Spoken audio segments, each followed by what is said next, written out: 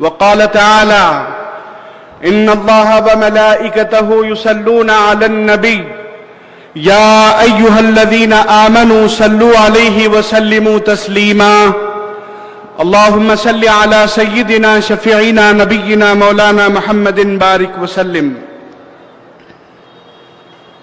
کچھ اور ہی ہیں رونقیں فضائے کائنات پر، نیا ہی رنگ و روپ ہے تجلیات ذات پر، ہوا ہے کون جلوگر یہ منظر حیات پر کہ غالب آ گیا بشر تمام ممکنات پر۔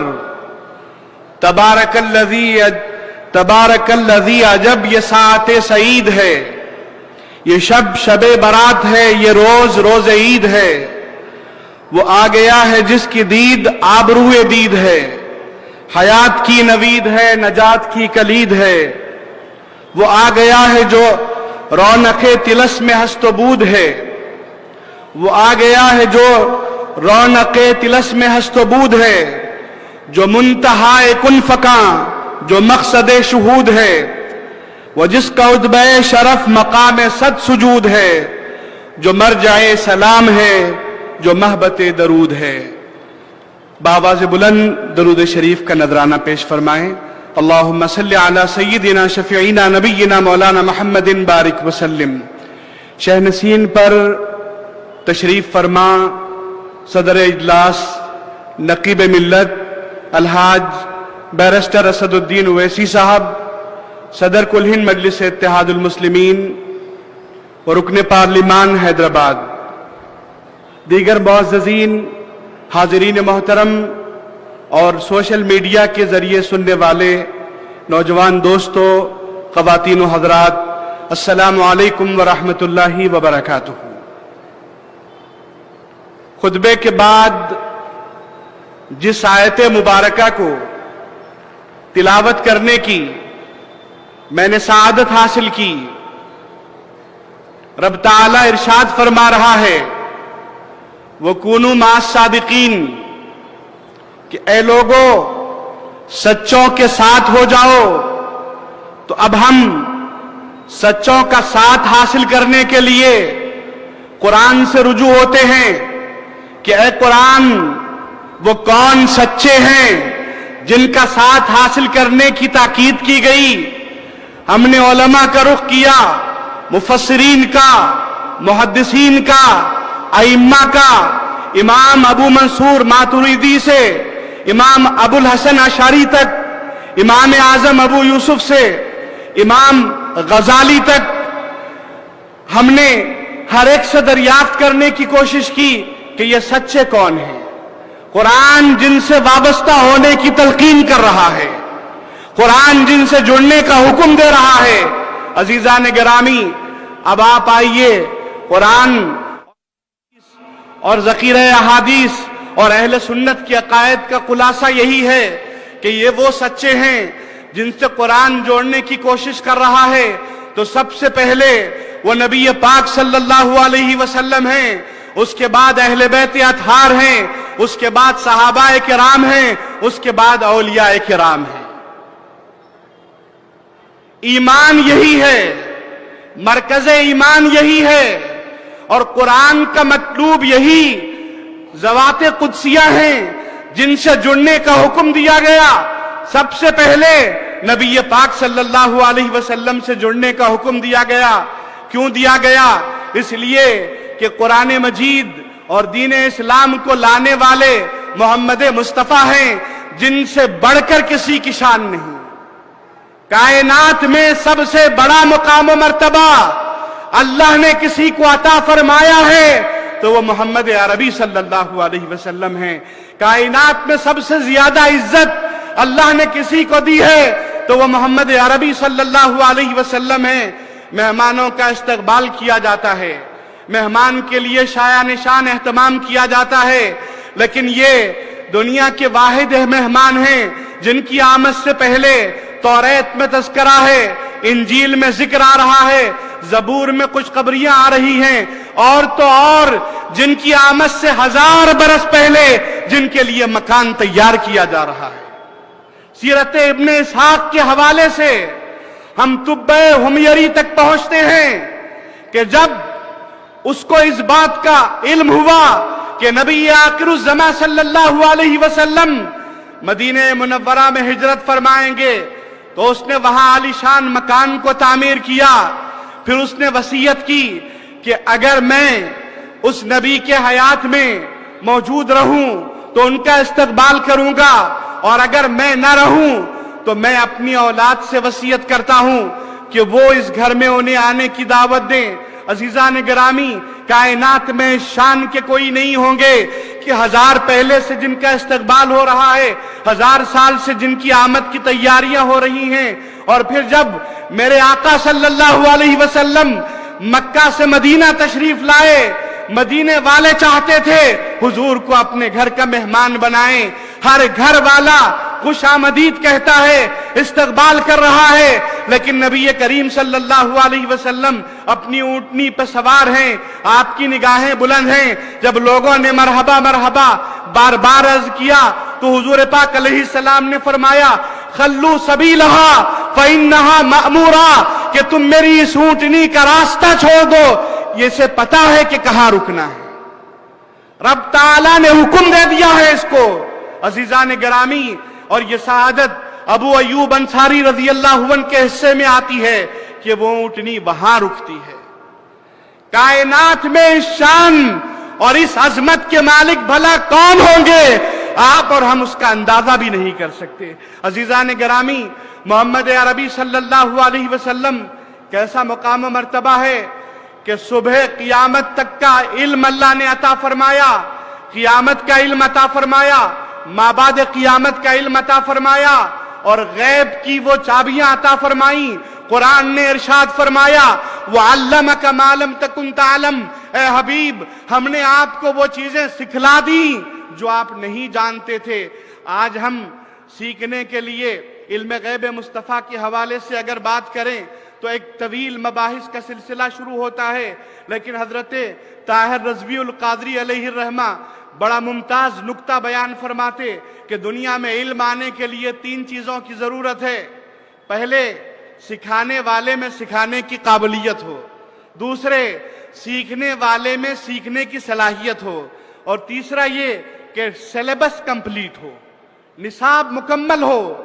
ان تینوں میں کہیں پر بھی کمی رہ جائے تو علم مکمل نہیں آ سکتا. سکھانے والا قابل ہونا چاہیے. اب آئیے نبی پاک علیہ السلام کو سکھانے والا کون ہے؟ وہ ذات جس نے علمک ما لم تکن تعلم کا ارشاد فرمایا، وہ سکھانے والا ہے. کیا کوئی تصور کر سکتا ہے کہ اللہ کے اندر قابلیت کی کمی ہے؟ ہرگز نہیں. سیکھنے والے کون ہیں؟ محمد مصطفیٰ صلی اللہ علیہ وسلم انگلی سے اشارہ فرماتے ہیں، ڈوبا ہوا سورج پلٹ آتا ہے. اشارہ فرماتے ہیں، چاند 2 ٹکڑے ہو جاتا ہے. انگلی سے اشارہ فرماتے ہیں، درخت آپ کی بارگاہ ناز میں حاضری دینے لگتے ہیں. عزیزان گرامی، وہ عظیم نبی پاک علیہ السلام سیکھنے والے ہیں. کوئی کہہ سکتا ہے کہ آپ کے اندر صلاحیت کی کوئی کمی ہے؟ نعوذ باللہ. اگر کوئی سوچتا بھی ہے تو دائرہ ایمان سے باہر چلا جائے گا. سکھانے والی ذات خدا کی، سیکھنے والے مصطفیٰ. اور جو چیز سیکھی سکھائی جا رہی ہے وہ کیا چیز ہے؟ وہ قرآن مجید ہے. وَلَا رَطْبٍ وَلَا يَابِسٍ إِلَّا فِي كِتَابٍ مُبِينٍ. کوئی خشک و تر چیز ایسی نہیں ہے جس کا تذکرہ قرآن کے اندر موجود نہ ہو. عزیزان گرامی، آج کا مسئلہ ہے پانی کی قلت ہے، پینے کے پانی کو لے کر مسائل ہیں. لیکن نبی پاک علیہ السلام کس قدر آسان انداز میں 1400 برس پہلے، جبکہ پانی کی قلت کا تصور بھی نہیں تھا، فرماتے ہیں اگر تم نہر کے کنارے بھی وضو کر رہے ہو پانی کم خرچ کرنا. نبی پاک علیہ السلام 1400 برس پہلے اس وقت فرماتے ہیں کہ وضو میں زائد پانی خرچ کیے تو یہ اسراف ہے، اور اسراف گناہ ہے. آج کے زمانے کے زندہ مسائل نبی ہاشمی صلی اللہ علیہ وسلم نے 1400 برس پہلے حل کیے. اس شان کا علم نہ کسی کو ہے نہ کسی کو ہوگا. آج پولیوشن بڑا مسئلہ ہے. ہمارے شہر بھی ان شہروں میں شامل ہے جہاں پولیوشن کے قطرات ہیں. اب اس کا حل کیا ہے؟ دنیا مسئلہ آنے کے بعد حل تلاش کرتی ہے. پانی کم پڑنے لگا تو پھر اشتہار آیا سیو واٹر، پانی کم خرچ کریے، پانی کا میں احتیاط کیجئے. مسئلہ پیدا ہونے کے بعد مسئلے کا حل سوچنے لگے. لیکن نبی ہاشمی نے اس زمانے میں ان مسائل کا حل بیان فرمایا جس وقت ان مسائل کا وجود بھی نہیں تھا. پولیوشن آج کا مسئلہ ہے تو حکومتیں شجرکاری کی ترغیبیں دیتی ہیں، درخت اگانا چاہیے، حوصلہ افزائی کی جاتی ہے. سرکاری اسکیمیں ہیں کہ شجرکاری کی جائے، مخصوص موقع پر شجرکاری کی باقاعدہ حکومتی سرپرستی میں پروگرامز منعقد ہوتے ہیں. قربان جائیے نبی ہاشمی صلی اللہ علیہ وسلم کی ذات گرامی پر، آپ کے علم غیب پر کہ یہ آج کا مسئلہ ہے. 1400 برس پہلے میرے آقا نے حل فرما دیا. اور کس طرح حل فرمایا؟ اس وقت فرمایا جبکہ پولیوشن کا قطرہ بھی نہیں تھا کہ تم درخت اگاؤ گے. جب تک یہ سلامت ہے اس کا سایہ بھی تمہارے لیے نیکیوں کا سبب ہے، اس کا پھل لوگ کھائیں گے وہ بھی تمہارے لیے نیکیوں کا سبب ہے. یہ ایک مسئلہ نہیں ہے. آج غربت بڑا مسئلہ ہے. اس متمدن دنیا کے پاس غربت کا علاج کیا ہے؟ انٹرسٹ سسٹم میں مالدار کے مال میں اضافہ ہوتا ہے، غریب اور غریب ہوتا جاتا ہے. قربان جائیے نبی ہاشمی صلی اللہ علیہ وسلم پر کہ آپ نے اس کے مقابلے میں زکوٰۃ کا نظام دیا. زکوٰۃ میں مالدار تو غریب نہیں ہوتے لیکن غریبوں کی غربت کا خاتمہ ہوتا ہے. عزیزان گرامی، علم کی اہمیت کو آج محسوس کیا گیا ہے. آج دنیا نے علم کی اہمیت کو سمجھا. لیکن رحمت عالم صلی اللہ علیہ وسلم پر جو پہلی وحی نازل ہوئی وہ اقرا تھی، تعلیم کے حوالے سے تھی. اور حضور پاک علیہ السلام مکے میں ہیں تو وہاں بھی تعلیم کا انتظام ہے. مدینہ منورہ میں ہیں تو صفہ پر باقاعدہ مدرسے کی بنیاد پڑتی ہے. تو یہ رحمت عالم صلی اللہ علیہ وسلم کے معاملے ہیں کہ آج کے مسائل پہلے حل فرما رہے ہیں. اور پھر یہ تو ہم نے محسوس کیا، نسلیں آتی رہیں گی، ہماری بعد والی نسلیں جو ہیں ان کے مسائل بھی الگ ہوں گے، لیکن سیرت مبارکہ میں ان آنے والی نسلوں کے مسائل کا حل بھی موجود ملے گا. یہ ہمارا ایقان ہے، یہ ہمارا یقین ہے. تو عزیزان گرامی، نبی پاک صلی اللہ علیہ وسلم کائنات کے وہ عظیم شخصیت ہیں جنہوں نے دنیا کے سارے مسائل کو حل کیا. یہ آج روشنیوں میں نہائی ہوئی دنیا، یہ آج انٹرنیٹ سے معمور دنیا، سوشل میڈیا، آج دنیا بھر میں سمٹ کے دنیا آ گئی ہے. یہ کتاب یہاں ہو رہا ہے، یورپ اور امریکہ میں بھی سنا جا سکتا ہے. لیکن عزیزان گرامی، آج پوری دنیا کیمروں کی زد میں ہے. لیکن آپ اس بات کو محسوس کریں گے نبی ہاشمی صلی اللہ علیہ وسلم کی ذات گرامی کو اسناد کے حوالے سے اصحاب نبی صلی اللہ علیہ وسلم نے اس شان کے ساتھ ہمارے سامنے پیش کیا کہ آپ کی صبح کی روشنی کو بھی بیان کیا گیا، آپ کی ظہر کو بھی بیان کیا گیا، عصر و مغرب کو بھی، عشاء کو بھی. سونے کا طریقہ احادیث کی وساطت سے ہمارے سامنے آتا ہے، جاگنے کا طریقہ بھی آتا ہے. آج کی دنیا کیمروں کے زد میں ہے، لیکن آپ اندازہ کریے کیا واش روم تک کیمرے کی رسائی ممکن ہے؟ کیا جن قائدین سے آپ محبت کرتے ہیں وہاں تک کی کوئی چیز آپ کو دستیاب ہو سکتی ہے؟ ہرگز نہیں ہو سکتی. لیکن ہم کو یہ کہنے میں فخر ہے کہ ہمارے نبی صلی اللہ علیہ وسلم نے غسل کا طریقہ بھی بتایا ہے، اور اس شان کے ساتھ محدثین اس کو بیان کرتے ہیں کہ نبی پاک علیہ السلام کی بے غبار سیرت صبح قیامت تک آشکار ہو کے رہتی ہے کہ ہمارے نبی ایسی عظمتوں کے مالک ہیں. وہ لوگ جو بارگاہ رسول صلی اللہ علیہ وسلم میں جسارتیں کرتے ہیں انہیں حضور پاک علیہ السلام کی عظمت اور آفاقیت کا ذرا سا احساس نہیں ہوا. اگر ذرا سا بھی احساس ہوتا تو یقیناً نہ صرف یہ کہ وہ قائل ہوتے بلکہ آپ کی عظمت کا نعرہ بلند کرتے.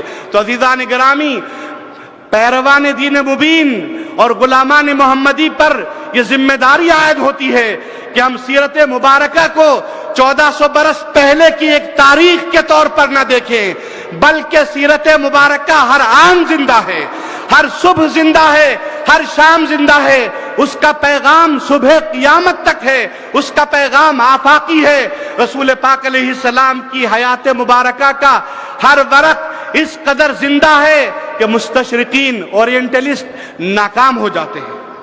وہ محض اعتراض برائے اعتراض، بلکہ اعتراض برائے اناد کے طور پر اعتراض کرتے ہیں، لیکن دلیل کی بنیاد پر کوئی مستشرق آ کے نبی پاک علیہ السلام کی سیرت مبارکہ کے ایک حرف کو غلط ثابت نہیں کر سکتا۔ اور دنیا میں یہ مسلمانوں کا امتیاز ہے، یہ اہل اسلام کا امتیاز ہے، ہمیں ایسے قائد نصیب ہوئے ہیں، ایسے رہنما ہمیں نصیب ہوئے ہیں، ہمارے نبی علیہ السلام ایسے عظیم ہیں کہ ان کی سیرت مبارکہ کا ہر پہلو روشن ہے۔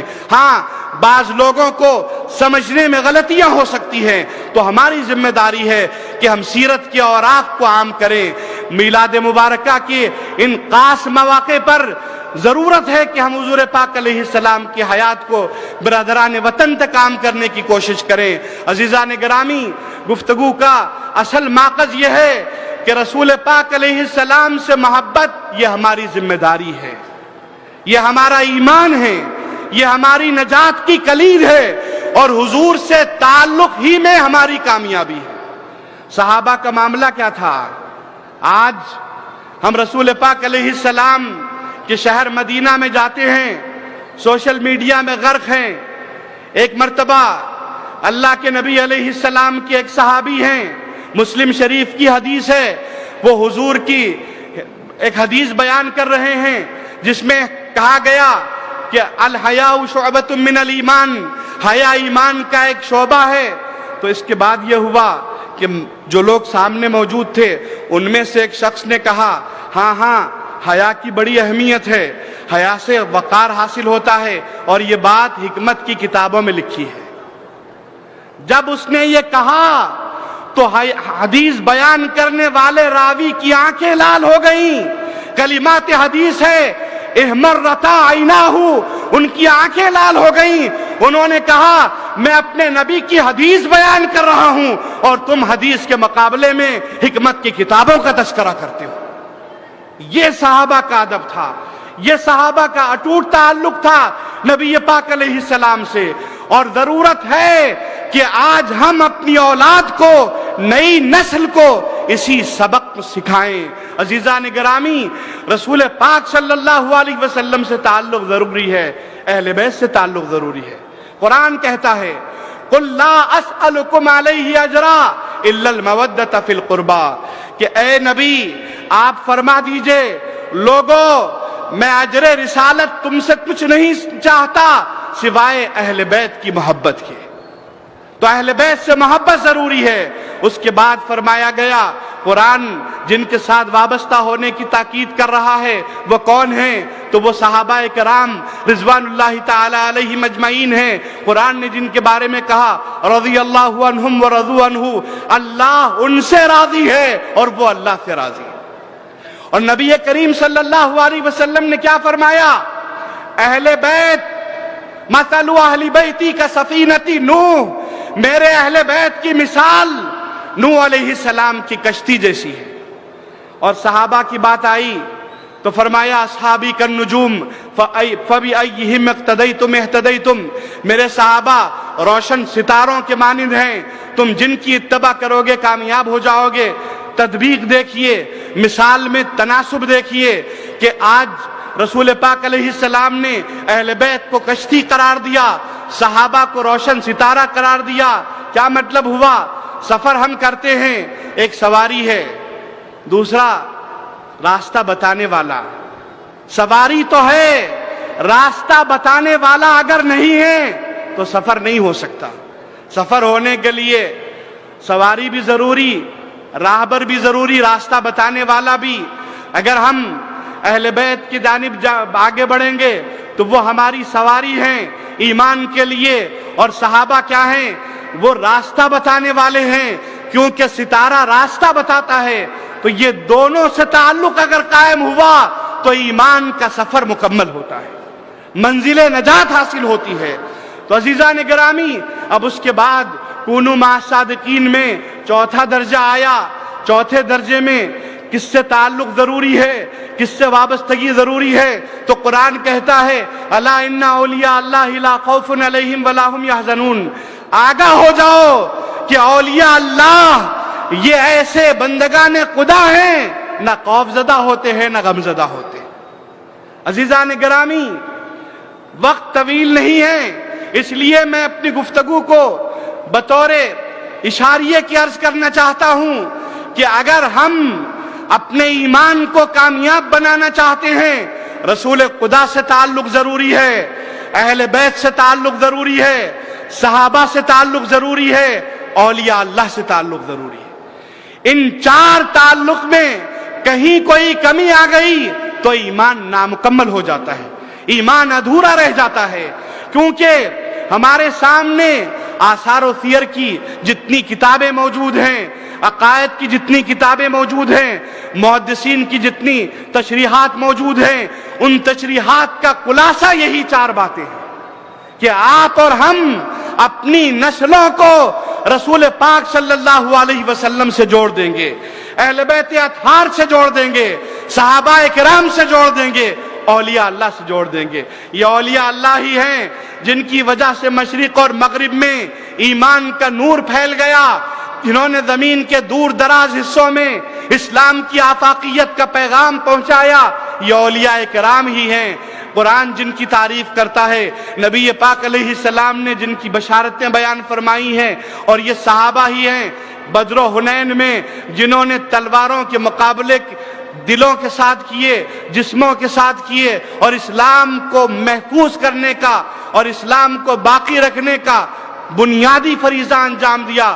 وہ اہل بیت ہی ہیں جنہوں نے اپنی جانوں کی قربانیاں پیش کی، سینوں کے مقابل تیروں کو نہیں دیکھا، تلواروں کے مقابل گلوں کو پیش کر دیا، کربلا کو سجا دیا، لیکن اسلام کو باقی رکھنے کے لیے جدوجہد کی۔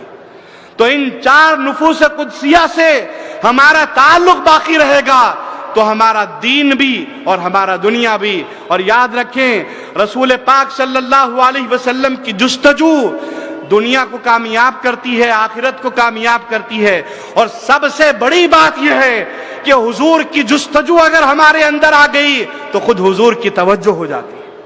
شیخ سعدی ایک مرتبہ طے کرنے لگے کہ میں حضور کی بارگاہ میں 4 مصرے پیش کروں گا، دنیا مجھے شاعر کہتی ہے، تو میں اپنے تمام خیالات کا مجموعہ نظم کروں گا۔ تو انہوں نے کیا کیا، کئی خیالات دل میں آتے تو اندر سے ان کا ضمیر کہتا سعدی اور بہتر بات کہو، اور بہتر بات کہو۔ اخیر میں کہا بلغ العلا بکمالہ، کہ بلندی اپنے کمال کو پہنچ گئی تو وہ نبی کریم صلی اللہ علیہ وسلم ہے۔ پھر سوچتے رہے، رات گزرتی رہی، خیالات ذہن و فکر میں موزن ہوتے رہے، آخر میں ذہن ایک خیال پر جم گیا، فرمایا حسنت جمیع خصالہ، وہ میرے نبی ہیں، کائنات میں سب سے بہتر اخلاق و کردار کے مالک ہیں۔ اس کے بعد پھر سوچتے رہے، پھر خیال، دل کہتا مزید بہتر بات کہو، مزید بہتر بات کہو۔ سعدی تم بارگاہ نبویہ میں پیش کر رہے ہو، تو پھر اس کے بعد ارشاد فرمایا کشفت دجا بجمالہ، میرے نبی وہ ہیں جن کے جمال کی وجہ سے زمانے کے اندھیروں کا خاتمہ ہوا۔ اس طرح رسول پاک علیہ السلام کی تعریف کرتے گئے۔ اب چوتھا مصرع کہنا تھا، اب کیا کہیں؟ دل بے قرار ہے، بے چین ہے، بہتر سے بہتر بات کرنا، بہتر سے بہتر تحفہ دینے کی خواہش ہے، لیکن کوئی خیال جم نہیں رہا۔ اسی بے قراری میں نیند آ گئی، اسی بے قراری میں جب نیند آ گئی تو اچانک کیا ہوا، آنکھیں بند ہو گئیں، مقدر کھل گیا، رحمت عالم صلی اللہ علیہ وسلم خواب میں تشریف لائے۔ سعدی کی آنکھوں سے آنسو جاری ہو گئے۔ حضور نے فرمایا سعدی کہو کیا کہتے تھے؟